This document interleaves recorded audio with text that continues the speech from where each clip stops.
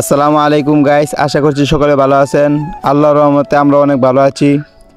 আর এই ভিডিওটা হচ্ছে আমার জীবনের দ্বিতীয় ব্লগ। এর আগে আরেকটা ব্লগ করেছিলাম যখন আমরা ঢাকা মিরপুর চিড়িয়াখানায় ঘুরতে গিয়েছিলাম। আজকে আমরা যাচ্ছি গিয়ে ময়মনসিংহ জেলার মুক্তাগাছা থানার জমিদার বাড়িতে, এবং সেখানে গিয়ে আমরা কী কী দেখলাম, প্রাচীন নিদর্শনসমূহ, এবং তার পাশে রয়েছে সারা বাংলাদেশের মধ্যে ওই বিখ্যাত মুন্ডার দোকানটি।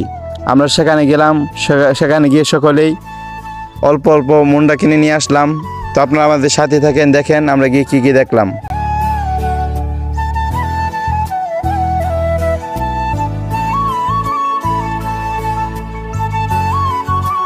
ত্রিশাল দিয়ে যাওয়ার পথে আমাদের সামনে পড়লো ওই কেন্দ্রীয় মডেল মসজিদ, যা প্রত্যেক থানার মধ্যে রয়েছে। মনোমুগ্ধকর একটি মসজিদ, দেখতে খুব ভালোই লাগে, যা সরকারের দায়িত্বে প্রত্যেক থানার মধ্যে দেওয়া হয়েছিল।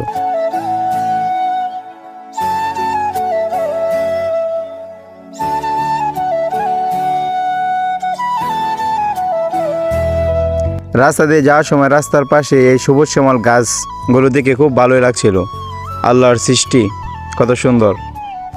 তারপর আমরা একটু আমাদের নিজেদেরকে দেখালাম। আমরা সিএনজি করে যাচ্ছিলাম, খুব ভালোই লাগছিল। খুব সুন্দর একটি সফর ছিল আমাদের, খুব সুন্দরভাবে যাচ্ছিলাম।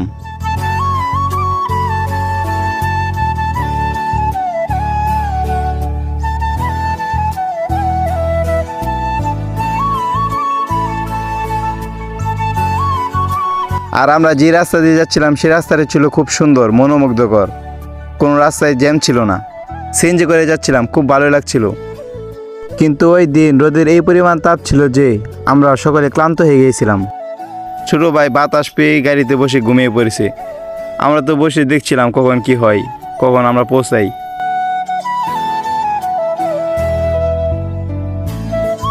রাস্তা দিয়ে যাওয়ার সময় পথে দেখলাম একটা বাজার বইছে। যে সময় গেছি ওই সময় বাজার সময় ছিল না, তারপরে দেখলাম একটা বাজার, দেখে খুব ভালো লাগছিল।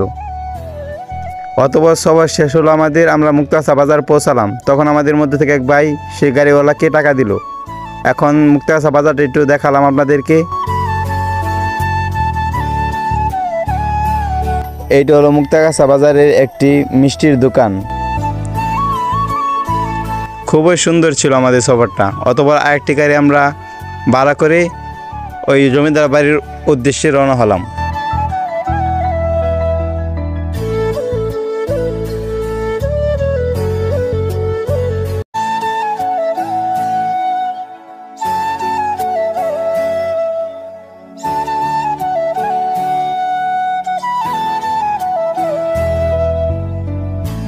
আমরা যে সময় গিয়ে জমিদার বাড়িতে পৌঁছালাম ওই সময় গিয়ে দেখি লাঞ্চের সময়, তাই দরজা বন্ধ ছিল বিদায় আমরা পাশে একটি শিশু পার্কে গিয়ে ঘোরাফেরা করলাম।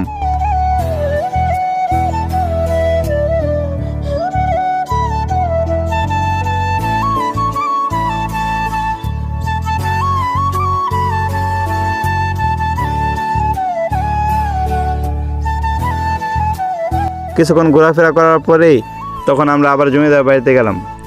তো এইটা হচ্ছে জমিদার বাড়ি। আমরা জমিদার বাড়ির সামনে গিয়ে কয়েকটা পিকটিক তুললাম এবং কিছু ভিডিও করলাম। ভিডিও করার পরে আমরা ভিতরে প্রবেশ করলাম। ভিতরে যাওয়ার পরে কয়েকটা ভিডিও করেছি, আপনাদেরকে দেখাবো, আপনারা দেখতে থাকেন, সাথেই থাকেন।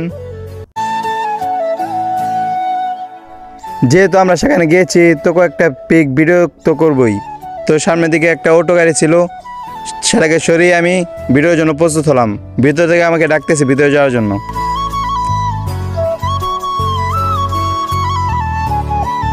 তো এভাবে একটা ভিডিও করলাম, ভিডিও করে ভিতরে আমি গেলাম।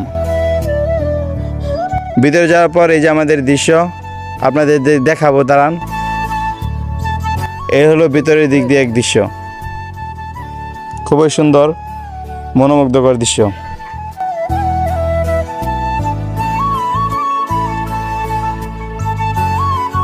দিনটা খুবই উত্তপ্ত ছিল, আমাদের শরীর পুরো ক্লান্ত হয়ে গিয়েছিল।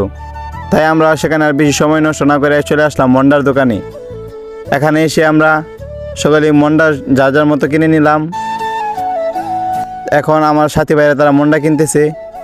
এখন আমিও অল্প টাকা যেহেতু আছে সাথে, এই জন্য আমিও কিছুটা মন্ডা নিয়ে নিলাম। মন্ডার দামও মোটামুটি ভালোই, অল্প না, 700 টাকা কেজি। আমি হাফ কেজি নিলাম 350 টাকা দিয়ে।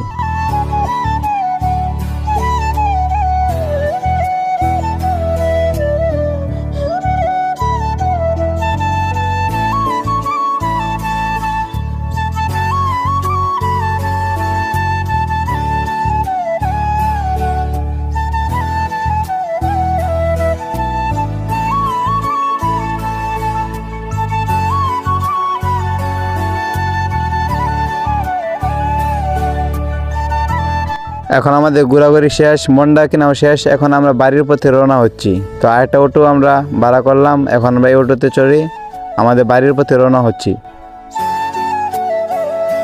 আরেকটা কথা, যারা কখনো মন্ডা দেখেন নাই আর মন্ডা খান নাই, তারা আমার সাথেই থাকেন, দেখবেন আমি বাড়ি থেকে তাদেরকে মন্ডা দেখাবো, মন্ডা দেখতে কেমন।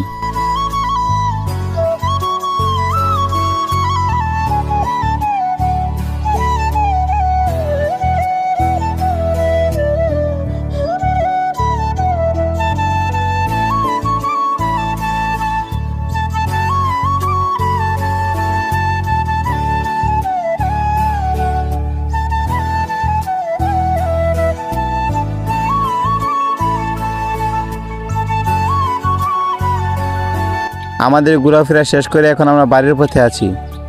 আর কিছুটা সময় লাগবে, সময় কম লাগে না, 3 ঘন্টা করে সময় লেগেছে, যাওয়া আসা 6 ঘন্টা সময় লেগেছে। তো এই আমার মন্ডা, এখন বাড়ি থেকে খাবো, দেখবো কেমন, ভেতরে কেমন। আপনারা দেখেন আধা কেজি কয়টা থাকে, দেখতেই থাকেন।